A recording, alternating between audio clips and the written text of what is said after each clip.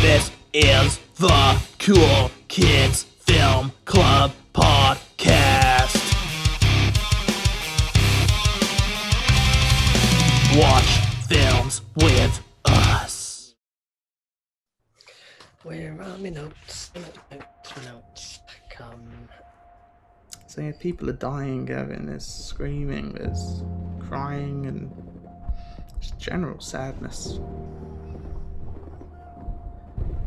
Welcome to the Cool Kids Film Club podcast. Are we cool? No. Are we kids? No. Is this a film club? It's debatable, but I'd say yes. As always, I am Trevor, I'm your host, and I'm joined by a man that clearly wants you all to see just how shitty humanity is. Gavin Rye, say hi! Hello. How are you, Trevor? I'm not so good this week. My budgie died. Oh no, like that. I didn't even know you had a budgie. I did. I haven't anymore. How are you? Fine, thanks. Yeah, fine. Yeah? Nothing going on here. No animals dead. This week, where do we fucking start, Gavin? I guess we should say that last week I tried not to swear. That's not going to happen this week. Last week we were doing an animation film. It felt wrong not to be swearing. This time, I think if there's ever a film that justified swearing in a podcast, this is it. And you chose it. Yes, I did. It's a good film. What film is it, Trevor? You tell us. The film this week is a film chosen by a man I've been trying to get on this podcast for ages. Like, at least 3 weeks, which is how long we've been doing it. He keeps saying no, because he's a bit of a... I can say cunt. I said I'm going to swear. He's a cunt. Anyway, it's chosen by Gavin Rye. And the film is... that. Come and See. Gavin Rye, would you like to tell us about it as it's your film? Yes. Come and See, directed in 1985 by Emil Kilmov.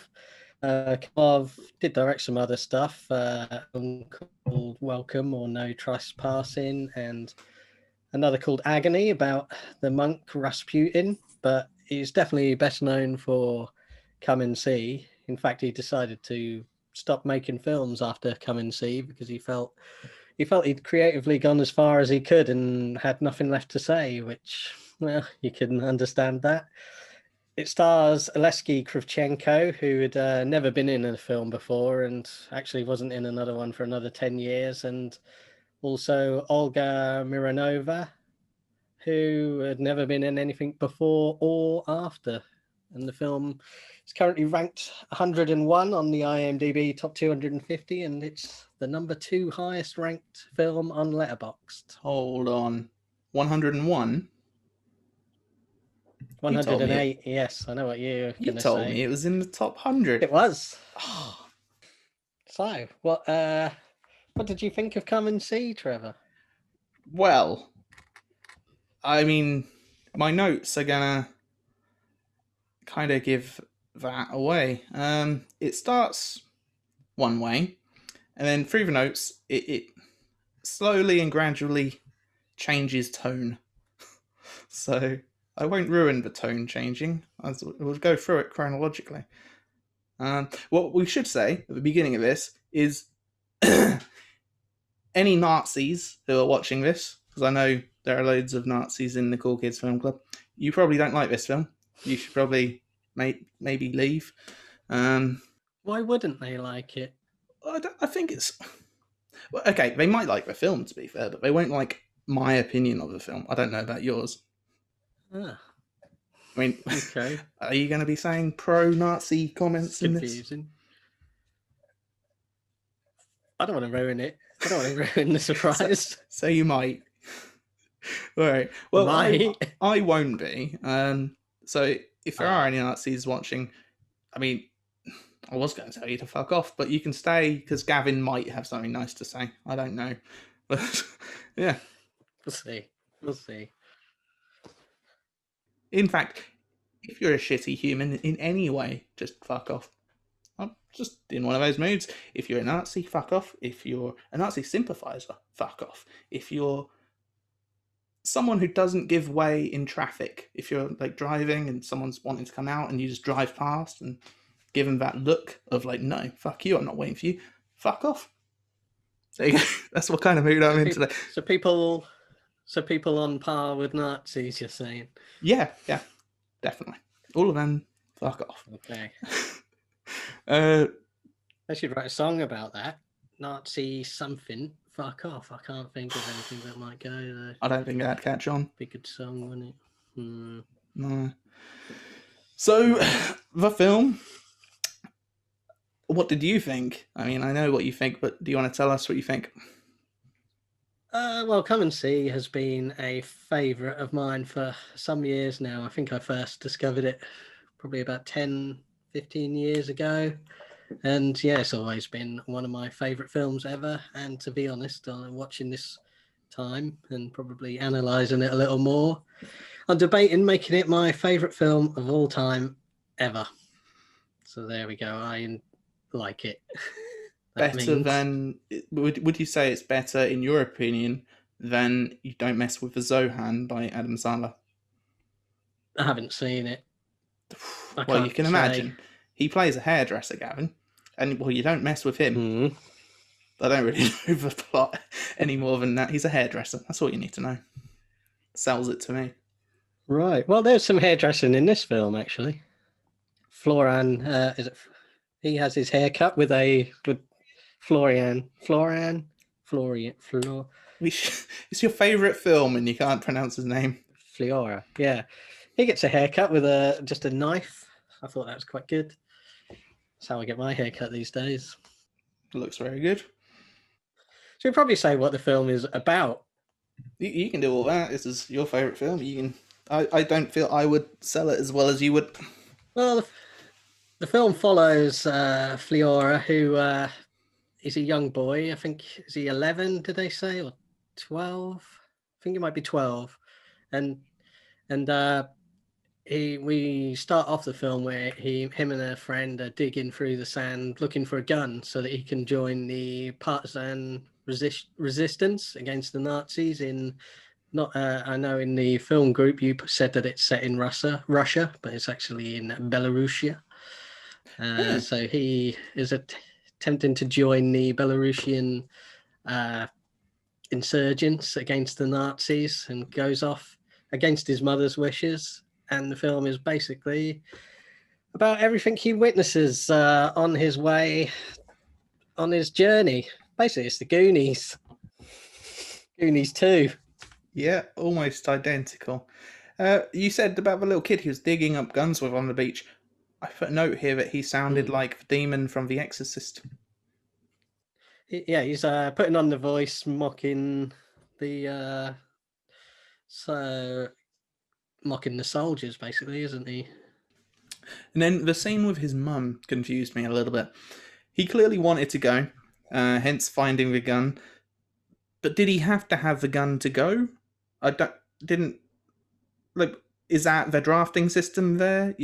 Anyone who wants to come along for a war, shoot some people, go find a gun?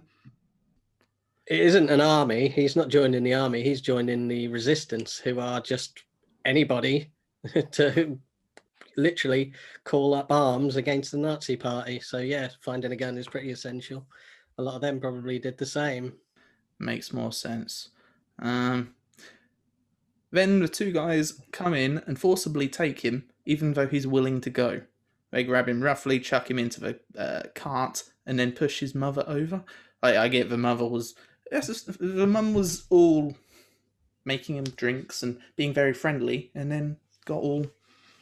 No, don't take him! Getting hysterical and overacting a little bit. Well, yeah, she's obviously got respect for these people who are fighting against the Nazis, but she doesn't want her son going there. Okay. Just felt her tone changed a little bit dramatically. All of a sudden, felt a bit strange. Well, she's got a bit of a fear of this of the army officers, I suppose, and respect because they are fighting against the Nazis. are infiltrating their country. So she's showing them respect, but she still doesn't want her child to go to war. Okay. I kind of understand it with these guys, though. They come in, they're quite forceful. They grab him, chuck him in the truck, grab a chicken, chuck the chicken on him. He's bleeding. It's not a nice way to start your Nazi killing. He's just starting with them. He's the lowest of the low. Because, I mean, much later in the film, you kind of see his German counterpart, like a young lad who's working for the Germans, and they all mistreat him as well. And I mean, he gets mistreated by the army straight away. He's get told he's the lowest ranked. He has to give up his shoes to the old man. I guess that's just how it works. The lowest rank, newest member, especially if it's a 12-year-old boy, they're not going to be, I don't know, giving him a nice 4-course meal and Lollipop, at least. giving him nuggies. I'd want at least a lollipop. No, I don't think there was many lollipops there. So yeah. So he goes off with them, and it turns out it's probably for the best that he left his family, because at least he's alive. Yeah. Oh, Which we come to a bit later. Yeah, bit of a jumping ahead a little bit. So the actual camp that he goes to, what did you think of this place? Do you think it's what he was expecting? Do you think he got what he wanted? Well, I don't think he's expecting anything too much by then, is he? Because that's just where they're meeting to then go out and, I don't know, work whatever missions they are from there. Well, they just leave him there, don't they? I mean, they get him to clean a pot, which seemed a bit strange as well. It's a bit strange about that section. He was cleaning the pot, I thought, with the leaves inside the thing. But then when people come, he starts to hide, which I didn't get. And then the girl comes over, who we later find out is Glasha. She sees him, chucks flowers on him, doesn't say anything. The whole scene just seemed a bit strange to me. Like, why would... I get that he was in there cleaning it, but why was he hiding? Why... Didn't get it. I can't remember that bit, to be honest. No, I don't know that bit. I remember him cleaning the bowl. I don't particularly remember him hiding. Yeah. The people come. The girl and a few male officers. Are they officers if they're in a resistance? I don't know what you call them. I suppose they still have ranks. They come and he hides, and I didn't get it. I don't know. I can't comment on that. That's not something I remember. Must have been jotting down a note or something as that happened. Fair enough. I quite like as you start to see here as well. Throughout the entire film, the camera work is absolutely amazing. But there's quite a few shots.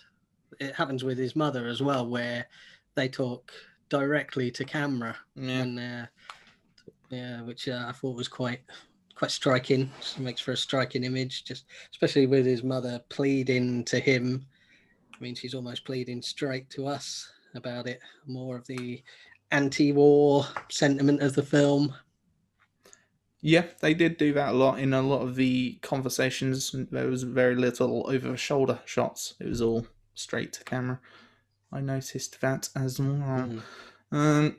So, yeah, I mean, my opinion was that it was not what he was expecting or wanting. He got there. It was a bit shit. He had to give up his shoes. He didn't get taken on the mission. He got left behind. Yeah. Instant kind of, oh, this is shit. And obviously, it gets a bit worse. It gets a bit worse, doesn't it? For a little bit. A bit worse, yeah. Yeah. But this is where we're introduced to Glacier. What did you think of her? Well, this scene, this is actually what I was about to bring up. I've put, what the fuck is happening? With no explanation of why he was left behind, he is now walking through a swamp when he hears a girl crying. He approaches her and starts crying himself. I figured at the time there was something horrific off camera, but then the girl starts laughing. Then the boy takes off his boot, sticks his head inside it, then tips it upside down and starts laughing as water falls out. They then have a chat. and there seems to be no apparent reason for the crying. The camera's panned out at this point.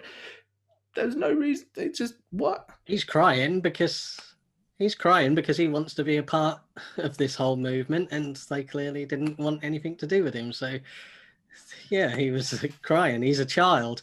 I mean, the whole bit with him going from crying to laughing is kind of emphasizing on the fact that he's a child. I think that's like, this is him getting introduced to Glacier, and these first few moments he has with her are kind of his last moments of childhood, like his last moments of innocence.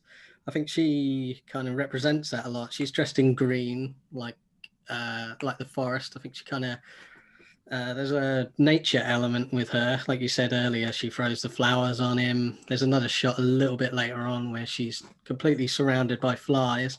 I think she's kind of like the embodiment of innocence. And these scenes with her and him, like going from crying to laughing, and she has that moment where she has a dance on the box, which is one of my favorite moments in any film. Is about that. they're just his last moments of a carefree childhood. I mean, get used to it, because this is the last moments of this that he's going to have in his life. He's an adult after this. That's how I saw these scenes. I don't know. I didn't see it when watching myself. I know it's your favorite film, and you're not going to like this comment, but I thought it was quite poorly done. That scene it didn't make much sense to me. It 1 minute he was in the camp, and then no explanation. He's just walking through a swamp, and then he starts crying. For me, yes, you can piece the pieces together like you just have, and yes, it makes sense, but the story wasn't told very good on screen, in my opinion. Seemed fine to me. Fair enough. Yeah, and then basically we learn that her name is Glacier. Is it Glacier? Do you pronounce it Glacier? Glacier, something. I don't know, Glacier. But you're saying it's about the innocence and things, but her first thing she's saying to him is basically her coming on to him. She's saying that she wants children and that she will do anything for him, including blowing herself up whilst reaching toward Fliora's grenade, which seems counterproductive to her goal of getting pregnant. It's a whole nother thing of her, again, like representing nature and innocence, wanting to child a thing. I'm not. Is she coming on directly to him? I think it's a general thing. And with the blowing himself, she says directly, "I will do anything for you. I'll even blow myself up." Yeah, all right. I'm not too sure about that one, but I feel that's definitely something being said there. But yeah, I've not got an opinion on that one. Don't worry, my notes do get more complimentary as we go on. I'm very conflicted though on my overall score, but we'll get onto that later. And then basically after this whole scene, he turns her down, and then she runs off with a gun. They're chasing each other as bombs go off all over the place. Quite liked that bit. That was the first bit. I kind of thought, "Ooh, this looks quite good." The sound design on that is amazing. The way we kind of go deaf with him. Like when those bombs drop, you've got that ringing sound that lasts a while, and then the whole soundtrack for a little while is low. I guess if you're watching it for the first time, you might be tempted to turn the sound up. I wasn't myself. I figured it was probably what they were going for. Apparently, you'll probably know more about this than me, but apparently these were all real explosions used with very little safety planning. You can see this especially when one of the trees falls down uncomfortably close to the cameraman. I mean, there's a few scenes in the film later on where they're using real gunfire and stuff. Do you know much about the behind-the-scenes stuff with that? Just that, really. Yeah, I've heard that I haven't heard too much about the explosions, but definitely gunfire. With the tracer bullets later on, they are using real bullets. It's Russia, though, isn't it? There's no rules. Fair enough. Right. And then 45 minutes in, and we get to that scene that you mentioned earlier of Glacier dancing on a box. I've put a note here that something feels off. Is she a figment of his imagination? Did she die when the bombs went off? That's where my head was at of this. So I went into this film, as always with every film, I don't know anything about them. I didn't know what was going to happen. I thought it was going to be he's bonding with his girl and then she's not real. I think it's just more moments of the last days of childhood, just having that one last hurrah at being young and innocent. And there's just I think that's just an amazing little moment of beauty in a film, not full of much. It's, especially with like the way the rainbow was kind of coming through the like dew or mist or whatever. So yeah, I think it was the rainbow coming through. It just made it look so kind of dreamlike and not real for me, which is what led me to think that. And then the very next scene, Fleur is on crutches. Why is he on crutches? It's the very next scene, straight after, no explanation again. Is it? And he's just on crutches, yeah. I must have been writing about that scene when that happened because, yeah, I don't know. Maybe there's a deleted scene there somewhere. Maybe. And then, so, again, with no real explanation as to why, Fleur takes Glacier to his mother's house, which is completely empty and covered in flies. Why did Glacier leave it so long before telling the kid about... Oh, this is skipping ahead a little bit. But why did Glacier leave it so long to tell him about the dead bodies? I get it. At first, she didn't want to upset him, but she follows him across a neck-high swamp in search of people that she knows are almost certainly dead, and then chooses to tell him once they finally get across. This just seemed weird to me again. Well, going back to you've said about how you don't know why he takes her back. Why wouldn't he? She's like they've had these moments together, these little bits of childhood innocence, and I think he's realised the resistance don't particularly want him. The Russian army. I think it's probably the Russian army by then, isn't it? It's not the resistance till he goes to like what's left of his village. So yeah, it probably is the Russian army before then. So I was. But anyway, yeah. So he's given up on. Them, and he's like, right, I'll go back to mother. I've had these, moments of childhood back again. Let's go back to my mother, have some of her amazing cooking. So I don't know why you would doubt that as a thing. Well, because the whole film was him going off to the war, and then he meets this girl, and then he says, "Oh, fuck that." He gave up a bit. Well, it's not just that, is it? What? I think he's already been outed by his dreams of what that would be were already gone. He's given up on that. I mean, he's a child. He's 12 years old and he's going to war, and he instantly sees, oh, this is not what I wanted at all. And I've met this girl who's kind of reminded me of childhood, of innocence, and I'm going to go back to my mother. That's probably what a 12-year-old would do. See, when you explain it, it makes sense. But the film did not explain it very well to me. It just, 1 second they'd done this, and then the next second they were hobbling off on crutches, which weren't explained, towards his mother's house. And it just seemed very poorly done. And with the not telling him, it is, she doesn't want to tell him for a while, and she's putting that off as long as possible. And it's just... like, how much further are we going to find these people that aren't there? And it's the swamp that breaks her, not the fact that, oh, I've got to go through this swamp. Now I'll tell him. It's like, oh, I'm going through this hell. Forget it. I'm giving up. I'm telling you, look, they're dead. Because she doesn't just tell him. She shouts it at him and screams. But couldn't she have told him a bit sooner? She doesn't want to, and that's the crap she's gone through by going through that. It's like, look, I'm sick of this. We can't keep going through all of this crap to get to somewhere where your parents aren't. That's where she breaks, doesn't she? Again, I suppose that childhood innocence in her has just been destroyed there by seeing the whole village. Well, not the whole village, but that pile of bodies at the village. As I say, I do get that she didn't want to tell him at first. She didn't want to upset him. I do feel she left it a bit late. Going through I don't think many people would go through a neck-high swamp before telling somebody. Maybe somebody who was willing to blow themselves up for somebody would. A swamp, She'd blowing only just yourself up. met him. The whole connection seemed fake to me. It's more what she embodies than what she than her character. Isn't it? I mean, she's almost angel-like, isn't she, for him in those moments, especially with the dancing and the.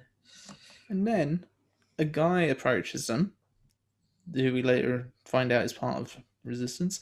He approaches them, and she claims that Fleora dragged her there to the swamp. He says, "Oh, he dragged me here. His family are dead." And she kept saying he's deaf. Was that just? Yeah, he was deaf.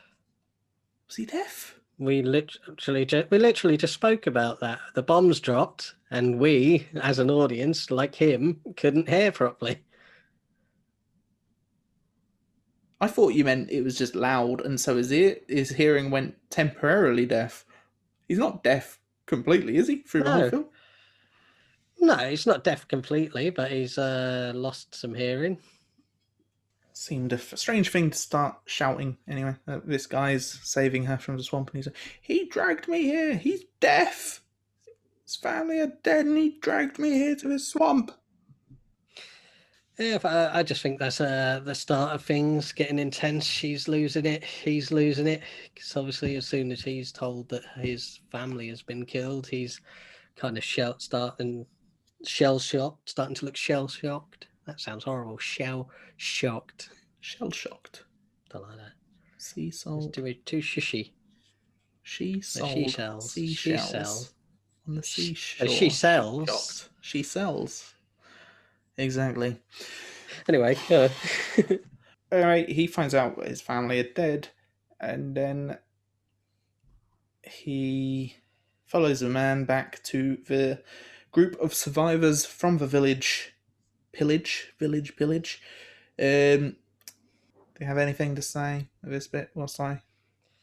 well, yeah, I'd like to mention actually this is a good point to say that while they're going through the swamp, especially the soundtrack is amazing. Quite often it's those bombers overhead are like incorporated into the soundtrack, and it's when they're going through the swamp, you're hearing like, God, there's like animal noises on the soundtrack, screaming children on it. It's very dark, very unsettling. I didn't notice any of that. I did notice that it was all in one shot. At least I think it was. I didn't rewind to check, but I think it was all in one shot as they're going through. So it literally shows the whole of their struggle. At least I think. Don't quote me on that, but it seemed to be. Not sure of that. I don't think it was, but I can't confirm it. It certainly showed a lot of the struggle getting through it. So yeah, he's with the group of survivors now, the resistance. Some of them are moulding some clay or mud or something onto a human skull to make a Hitler bust, and it is followed by a very strange line. What do you mean line? Oh, a dialogue. Yeah, it was so strange. I honestly debated whether or not the subtitles were incorrect. It says, "Now he's ready. What do you say? Cover him in shit. We ain't got enough. We are too poor." Yeah, I think it's just a throwaway line. I think it's literally they've got nothing, and they're literally saying, even shit. We haven't even got shit. We've got nothing. This person, Hitler, has left us with absolutely nothing. Yeah. It's just a little throwaway line about how they don't have anything, I think. It's not a big deal. Then the Hitler sculptor, two other men, didn't make notes of their names, and Fleora go out on a mission to plant the statue somewhere and get supplies.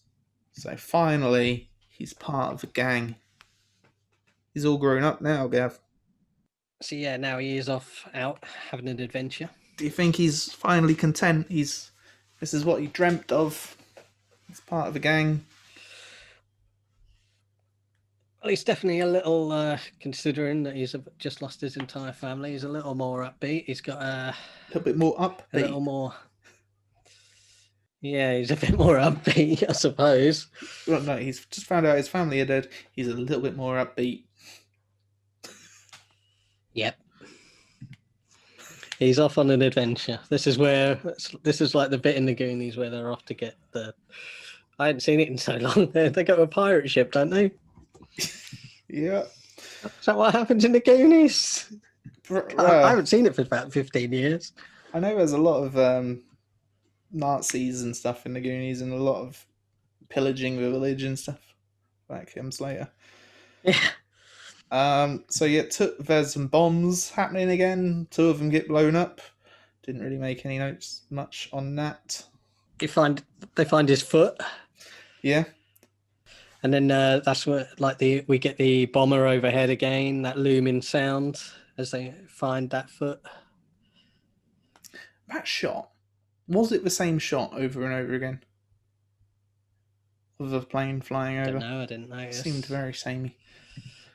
Then they find a village. Hang on, before that, there's a great moment where they all drop to the floor expecting the bomb, and it's just the bottle that falls down.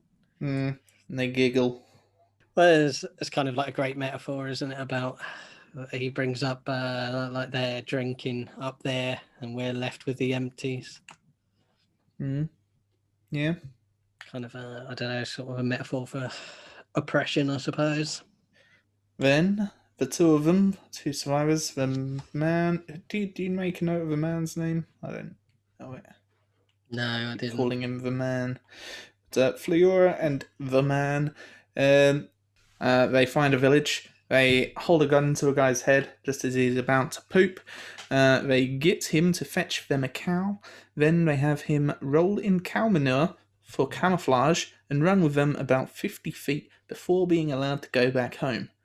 This whole scene felt weird, but why have him roll around in manure just to run 50 feet with them, especially if they were planning on letting him run back to the camp before they had got away safely?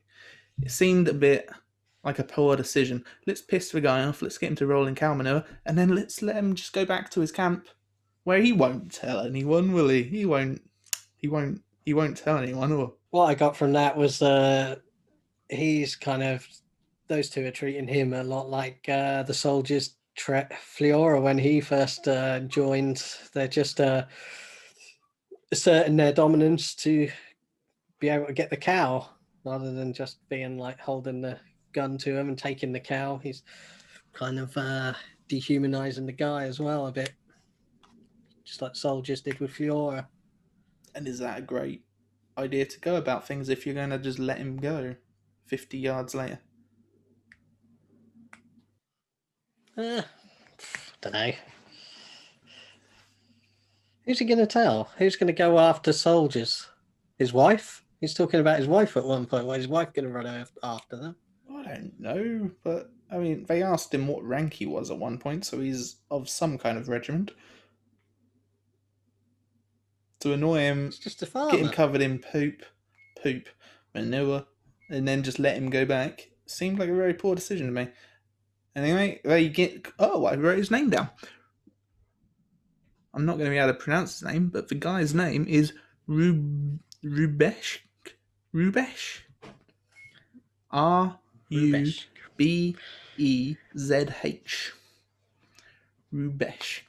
Rubezh. The man. Doesn't matter, he's gone. Yep. The man and the boy, Fleora, get quite some distance away and then start giggling and drinking milk, thinking they're safe, as guns that look like fireworks go off. Again, these were supposedly real guns that were fired over the actors' heads. They're called tracer bullets. They're so that usually, I think when you're shooting up at aeroplanes, you can see where your bullets are, so you can adjust to aim for the plane. I think that's the reason behind them. But yeah, they're called tracer bullets. Makes sense. So yes, and that hits the cow. The cow's dead. The cow is dead. Very nasty shot of the eye as it's dying as well. That's what I made a note of. The boy survives, but the man and cow are shot. We get a close-up shot of the cow's eyeball rolling around its head as flies land on it, and it looks very realistic. Hopefully, no animals were actually harmed for this shot, but I suspect that they were. That's what I put. I sound like a right animal activist. I don't think the Humane Society were around. Yes, that's the last note I made before my notes kind of changed tone a little bit.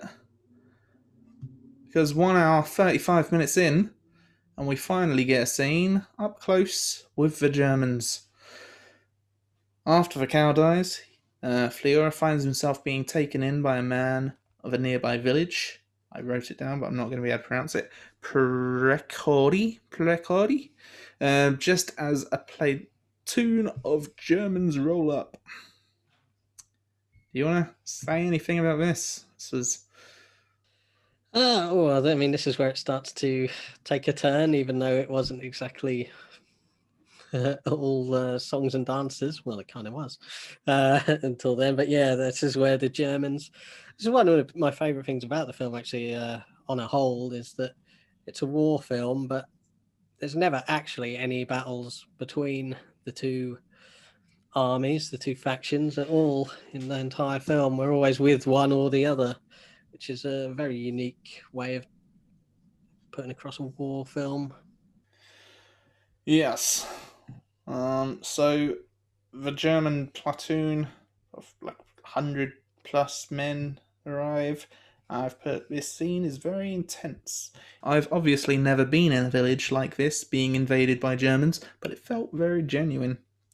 Having seen the pile of bodies at Fliora's own village, we have a pretty good idea of what is about to happen, and as all of the villagers are being rounded up and forced into a large barn, I was imagining the entire thing being set on fire with men, women, and children all inside, and it was quite harrowing.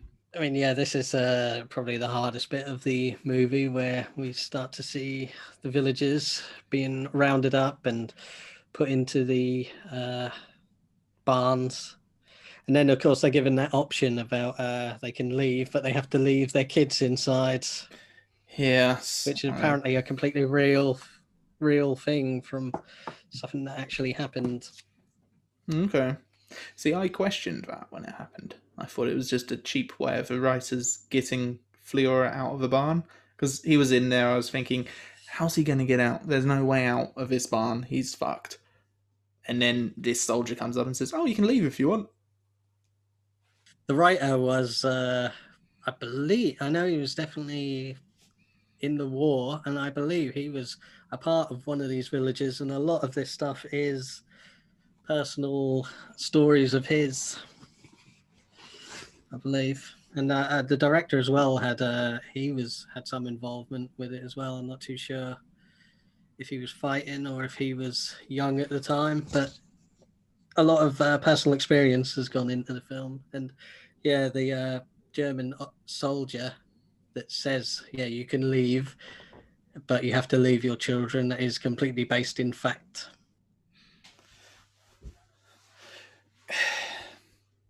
I just can't... I mean, you're saying it actually happened, so, I mean, I suppose it actually happened, but I don't see the logic behind it. I mean, the guy who says that is later on film, at the very end of the film. I won't go into what happens at the end of the film, but he does say that the children are more important to kill because they have the next generation and you want to stop them. But why let people out at all? And your camera's just gone black. Yes, hang on. I think there must be some sort of...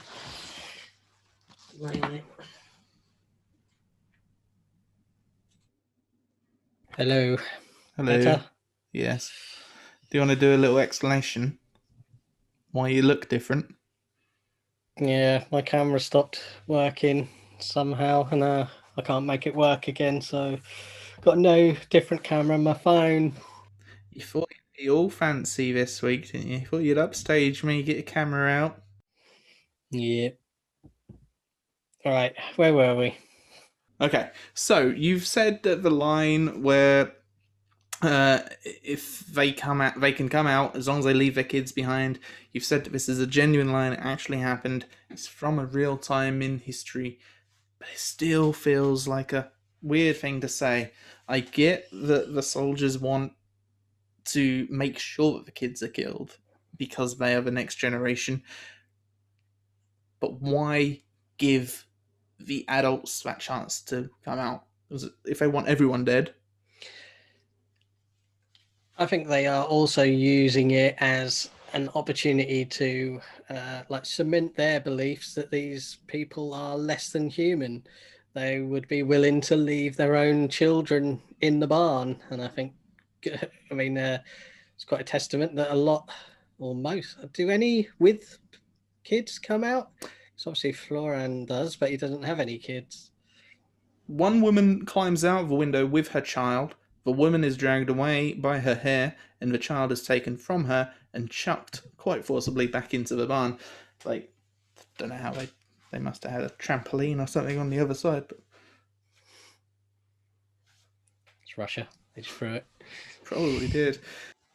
Yeah, but yeah, I just think it's I think that's an opportunity for them to attempt to make their beliefs that these people are less than human, and to like if they all come out, that kind of cements what they think about these people. They don't see them as human; they see them as less than that. So if they're gonna be fine leaving their own kids to burn in a barn, it's just like, oh yeah, that's what we expected. And if they don't, it just means, oh yeah, we get to kill them all then. Yes, I suppose so. Then, of course, they do set it on fire, which is what I kind of suspected they were going to do quite early on. We watch as about 100 Germans stand around and cheer. I've put a note here saying I've seen plenty of heart-wrenching, anger-inducing scenes in movies before, but I think this has just topped them all. The fact that the fact that this shit actually happened is astonishing and shocking. What it actually reminded me of is like some of my younger days at festivals. Just the atmosphere that was going on with the Nazis outside was like, after the bands have all finished and you're all hanging about the campsite, just having a good time. All right. That's what it came across as. That's not what was going through my head at the point. I was mad, Gavin. Were you not mad? Is this pro-Nazi thing you warned us about earlier? This is it. Yeah, they're all having a good time. This is where their true nature comes out. I've seen it. Trying to have fun. They're just trying to enjoy themselves. Making best of a dark situation. But no, I've seen it a few times now, so it didn't so much hit me this time. But I'm just saying that's what it came across as, that they're literally celebrating the deaths of the villagers. They should have had a beach ball in that scene. Beach ball going around, yeah. Yeah. I've just put that apparent. I mean, my notes for the next couple of paragraphs are just about how shit people are. I mean, should I go into this? But worst of all, this madness in numbers thing makes it 10 times worse. When heinous acts are met with applause, it fuels more heinous acts. What is truly disturbing is that these people still exist today. Hitler is dead, the Nazis were defeated, but there are still thousands, if not millions of people that would do this shit to other human beings if given the opportunity, and they knew that they would get away with it. People are shit. That's what I put. So I took away from that, and you were watching thinking, oh, this looks like a festival. They're all having a good time. Yeah, I'm saying they're bad people for having a good time at this situation. Another great moment, actually, that when Fleura's brought out of the barn, like the soldiers literally hold his face to camera almost. That's another amazing shot, and you can see he's visibly no, not that bit. He's visibly Asian aging, not Asian, Aging. aging as well. So like the things he's witnessing are taking a physical toll on him. Yeah, if you compare the two shots of him from the beginning of the film, all smiling and happy, to one of his final shots, he looks very different. He's visibly worn. It's worth noting here that apparently the director tried to hypnotize the actor. What was his name again? Alesky. Hang on, I do know. Alesky Krichenko. They tried to hypnotize him so that he wouldn't be quite taken by the events that he'd seen, but apparently he wasn't very susceptible to the hypnotism. Yeah, I mean, have you looked at? I think you actually mentioned earlier on, but I don't recall. Has he done anything since? The lead actor? He didn't do anything for 10 years. Like this film was 1985 and his next appearance in anything was 1995. And he's just been in Russian stuff mainly. There's a film out last year, The Painted Bird, which was based on one of my favorite books. And it's very come and see like. A lot of people really liked it this year. I see it as a poor man's come and see, but he's got a little cameo in that. So yeah, but probably the most amazing thing is that the girl was never in anything before or after. It's very strange. I guess she was a non-actress, and it's just something that she never pursued. So yes. What was I going to say? As the church is burning, there's some again with the amazing soundtrack, just like a brilliant like organ music over the soundtrack of the church burning away. Thought was very well done. Yeah, I don't think I really noticed any soundtrack or anything at that point. I was just, I mean, it was quite gut wrenching. That scene, it's quite emotional. And there's another brilliant moment during all this, like they're burning, killing people, and there's that female officer who's just in one of the trucks eating lobster, which is a quite on the nose metaphor there, but another great little moment. Yeah. Do you want to explain the on the nose metaphor? Well, it's obviously she's living in decadence. She's living in decadence, eating lobster, very high cuisine, whilst these villages are burning. So this scene, the whole burning of the village thing, goes on for quite a while. It's about 40 minutes, 30, 40 minutes, something like that. Yeah. So it's quite, and it never gets less shocking. It's just scene after scene of Nazis being dicks and people being killed. And then after this scene, we have about 25 minutes left. I put a note saying, I doubt we're going to get to see much revenge. It's like a rape revenge film where the rapists get away with it and never get murdered, and I'm not sure what kind of person wants to see that. Do you have any comments? I know there's a film. I can't think of it now. There is a rape revenge film where the woman goes to avenge her rape and does not succeed and is killed. That's quite a downer. Yeah. I can't remember what it is. Is it Thriller or Cruel Picture? Might be. I can't remember. There's also so many strange little moments in this where they just bring out the old woman from the house, the bedridden old woman, and just leave her out in the fields. Yeah. And we've also got the pretty iconic, because it was the cover of one of the versions of where they hold the gun to Fliora's head just for a photo opportunity. And then we do actually get one small scene near the end, because I think they kind of had to have something, some kind of Nazi killing. It's a very small scene with about 10 Germans getting shot. That was nowhere near enough. I wanted to see more Nazi death. I think that's the entire point of that scene, though, isn't it? One, it's showing that the Nazis are complete cowards. I mean, they're all turning on each other in this scene. One of them literally pouring gasoline all over them. But I think it shows that these the Belarusians are better people. They have the opportunity there to burn them all alive, but they just shoot them, showing they're a lot better people than these Nazis, giving them an easy death.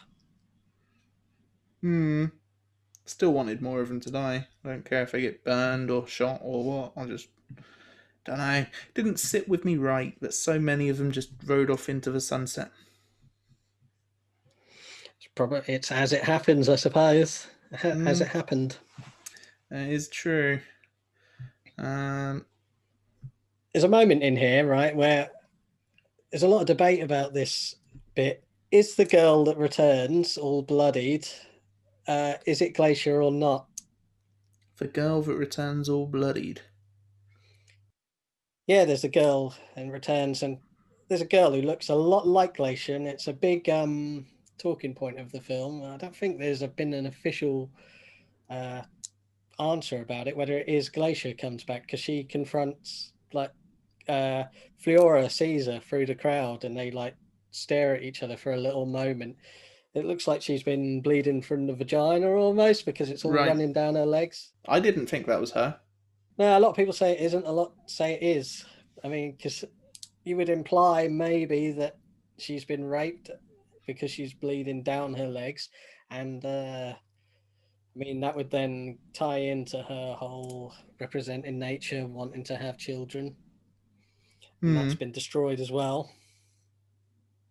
I mean, I didn't think it looked like her myself. I didn't even click that it could have been her when watching it. I think there's enough. I think probably it is there to be left open for debate. I mean, how would she get there? Just why not? I mean, she wasn't. They weren't too far away from where she was. It's not like they travelled in any vehicles at any point. It was all on foot. She could end up there, taken by the Nazis, brought along. Who knows? I don't know. I'm saying no. I don't think it was her. So that's that. It's not my opinion. That's just fact now. You're saying it's debated online. We're sorting it out. The official ruling is that it was not her. It's not her. Okay, got it. All right. Yeah. Then we get the end credits, and we find out. Well, it states that before the end credits, there's probably like them where he shoots Hitler's portrait, and we. I mean, this is one of the most poignant bits. Like, this is almost the film statement, isn't it? He's shooting the portrait of Hitler, and we're reversing back in time, all the way back to when Hitler's a baby, and that's when Fliora stopped shooting. So, I mean, there's a lot of things to be said about this scene, what it represents. But to me, I think he stops at killing the children, and it's another point of showing that they're better than the Nazis. Like, even though he's got back to Hitler as a baby, he still can't bring himself to kill him, knowing what would come, knowing that Hitler has basically taken his youth away. He's not willing to take Hitler's away. What were your thoughts on that scene? I didn't have many, hence why I was just about to skip past it. But I mean, it makes sense. You just took it at face value. Well, no, I knew they were trying to do something artistic with it. I didn't really. It went over my head, I think. And yeah, he's shooting Hitler, and I noticed it was all going backwards and kind of seemed sped up and backwards, and they were definitely doing something. They were going for something, but I didn't understand what at that point. I think there's also a lot of that is about trying to address what brought Hitler to that point. You know, I mean, he fought in World War One. Was it the experiences of war that brought his beliefs to the front? And you know, is Flora worried about what these experiences he's going through is going to turn him into as an adult? It's possible. yeah, there we go. Those are my thoughts on that particular sequence. Okay. Yeah, so then the end credits do roll, and just before the end credits, we see that 628 Belarusian villages were burned to the ground with all of their inhabitants. 628, Gavin. So this film is just a very small slice of the pie. Yeah, I mean, definitely very small, because I think a lot of people who have a very basic understanding of what the Nazis did just think it was the Jewish people, because my history isn't too great, but I don't think these are Jews. No, I don't believe they are. I believe when they went into Russia, they treated them much like the Jews, but they didn't take them into concentration camps and things. They just killed them on the spot. I think somebody mentions, though, earlier in the film that they were expecting to be taken away, don't they, when they first come into the village? Don't they say that they're just going to take us to the camps? I don't know, but I don't think they do much taking away, do they? No, but I mean, a lot of people don't understand that. Yeah, it happened in Russia, and it also happened in Japan as well. China, the Japanese who were on the Nazi side killed a lot of the Chinese. The Nanking massacre is a big thing. So this spreads a lot wider than I think a lot of people think, and a lot of people still think it was a massive thing. So where are you ranking then? What are you rating? Well, before we do any ratings, we should cut away to our weekly segment. Oh, There's a man, he lives in my shed. His name is Keir Mills. So give a cheer for Keir!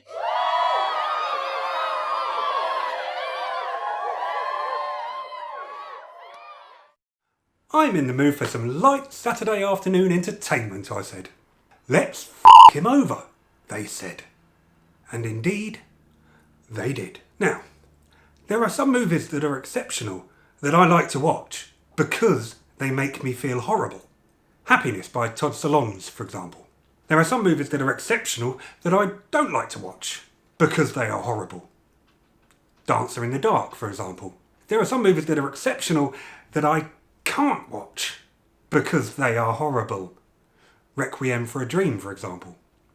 And there are some movies that are exceptional that I point blank refuse to watch because they shouldn't exist in a place where we pretend to have a level of humanity. Watership Down, for example. Now, Come and See. Well, if it's possible, Come and See should be placed on a ship 25 miles up in the sky, bowing its head in awkward smug shame, as myself, Requiem for a Dream, Dancer in the Dark, Happiness and Watership Down applaud it vehemently and vigorously, but from a very, very, very safe distance. The film was released in 1985, which means it's basically been around as long as I have. It's been sitting out there, patiently waiting, lurking in the shadows of Russian cinema, feeding on other souls, making itself more powerful as the years went on and humanity continued to ignore its past. Growing in stature and awesome wonder, no doubt anticipating the day when little old me popped his head up over the parapet. And when I did, it annihilated me. Truly and utterly. It crushed my soul with such ferocity and relentlessness you'd think we'd had a past. I've had exes and enemies show me more compassion. As a piece of art, this movie is breathtaking. It is beautiful. Every scene, every line, every furrow on every brow is dealt with so exquisitely, you might wonder what the point is of any other shot in cinematic history. They are all redundant. I mean, of course, you'd be wrong. We need all those other lesser works, those Apocalypse Nows, those Grabivkas, those pianists and machinists, if only for evidence that we should not compare any movie to Come and See. It's simply not fair. It doesn't make sense to. To do so would simply be a study in impotency, a frankly fruitless endeavour, a seedless scheme of silliness. Let's just leave Come and See where it is. Let it rest. It's having a time out. it would like to be alone. Don't provoke it. To give this movie any sort of a review would just leave me looking like a blithering, blundering simpleton. But why stop now? Telling the tale of the German occupation of Belarus in 1943 through the eyes of a young boy called Flora, 14 years old, in a time that demanded boys become young men and young men become at best heroes or more often than not martyrs. These are the eyes of youth upon war, from branches to guns, from the imagination of play to the realisation of destruction. There is simply no escape for Flora or us as he sets foot upon his journey. An idea mirrored in the final shot of the film as the camera takes a detour through the woodland only to join back up with the marching partisans it had just left. This movie poses the question of whether it is a group of monsters that might create the demand for a monstrous leader, or whether a monstrous leader tears out people's humanity to create beasts for its own gain. It asks you to wonder that age-old question. Would all of this have been avoided had Hitler been killed as a child?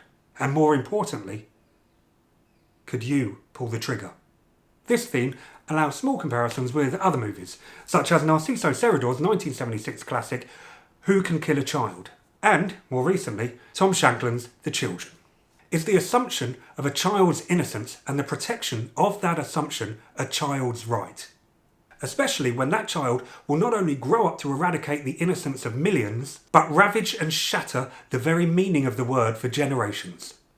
It asks you to think what sacrifices you would make to save yourself.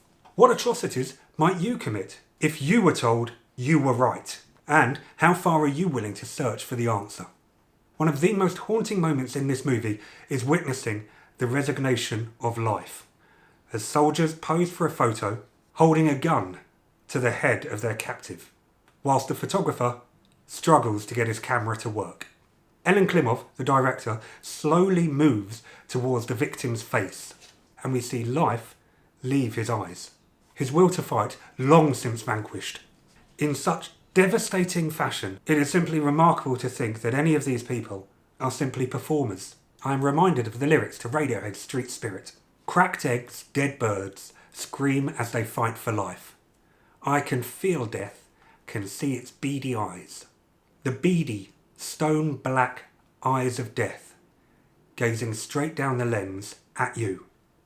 And believe me when I tell you, you feel like you are witnessing the end of a life. And with that life goes hope. And with that goes humanity. And with that goes meaning and reason and purpose and want and prayers for existence.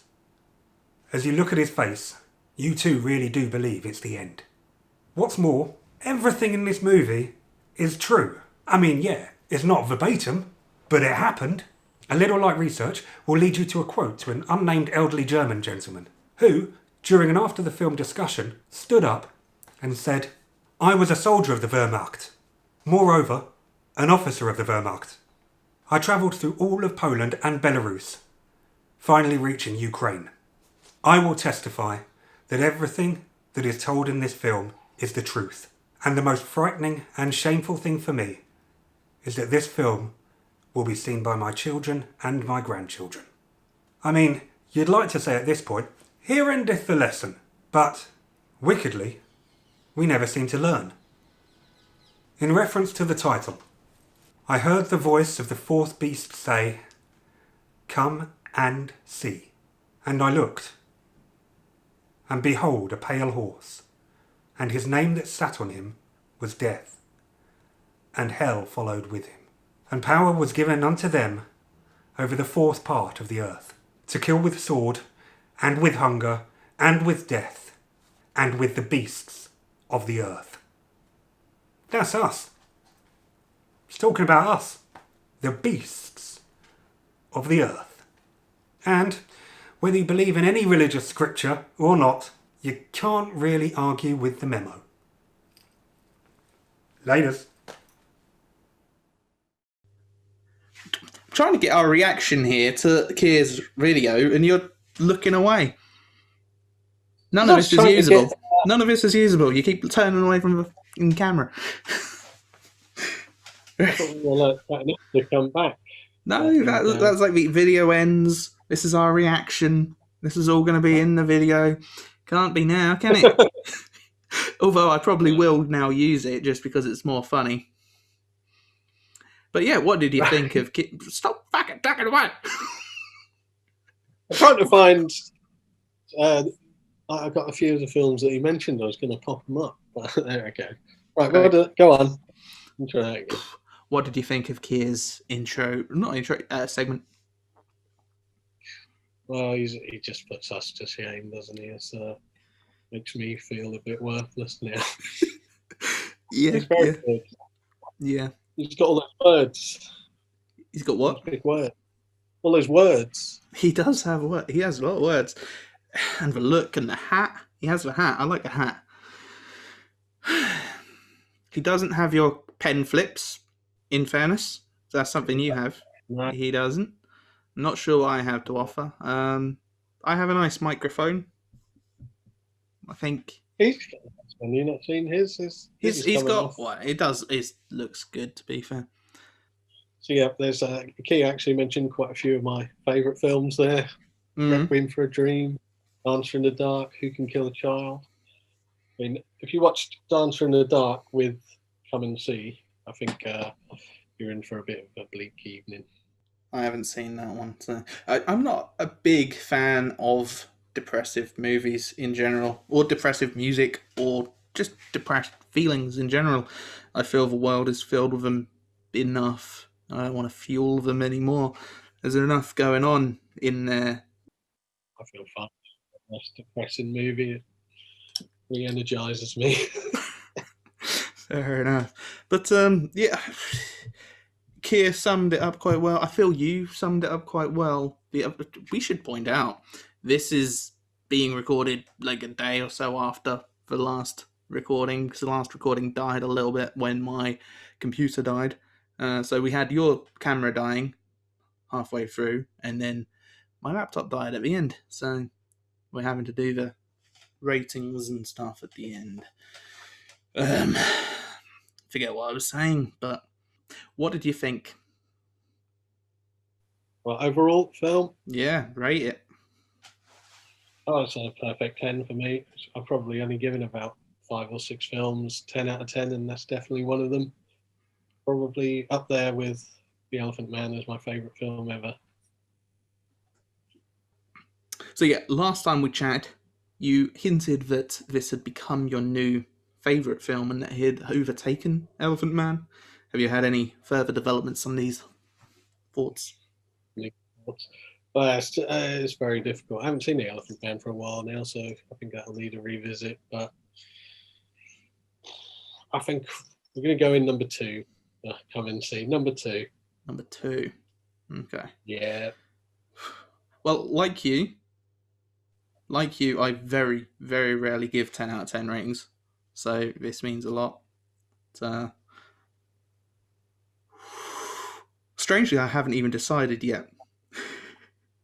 I'm so torn.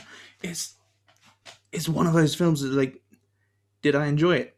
No. Would I want to watch it again? No. But I cannot deny how emotional it was, how powerful it was, and as a film, that's what it was trying to do, so I have to give it merit for that. There's a lot, especially in the first half, that went well over my head. Most artistic stuff does, if I'm honest. But the actual visceral, village rampage scene was enough to warrant a rare rating for me. This is high for me. 8 out of 10. Which I don't think you thought I was going to give it. Not originally, but you did message me the other night saying you were. Well, I mean, you've got to pretend that didn't happen, yeah? No! I'm all about the truth. Right. I don't think I've ever given 8 out of 10 for a film that I don't feel I would want to watch again, or I don't feel I want to own necessarily. I don't want to own it, I don't want to watch it again. Once is enough. But I have to give it its dues for... It did what it tried to do, to be fair. Yeah, I mean, I can completely understand not ever wanting to watch it again. It's probably my fourth or fifth time, but I can get not wanting to. I got a question for rating there, right? You said it because it does exactly what it's meant to do. You give it an 8. There's like this old art film called Watching Paint Dry that's made to be boring, and it is, I think, like hours of watching paint dry. Would you give that 8 out of 10? It does exactly what it's meant to do. I've not seen it, to be fair, but I mean, if it's meant to be boring, then I mean, you have to give. I probably wouldn't give it a 0. Like a usual, I've never given a 0, but 1, like the only one I can think of coming to the top of my head. Don't know if you ever heard of it. Saurians. Have you ever heard of that? See, now that, look it up. It's something. But it fails everything it tries to do. We won't get into this now. I'm sure it will get suggested at some point for us to watch. But hopefully it won't. I agree. But that, I feel, fails everything it tries to do. So this film you just mentioned about paint drying, it would get more points than Saurians. Yeah. So there's only really one left thing to do, and 2 right things to do. One last thing to do, and that is to decide next week's film. So we will put. Probably can't see this from here, but we have got 1. That's the first number. Over here we have 15. That is the 15th number. Just in case you...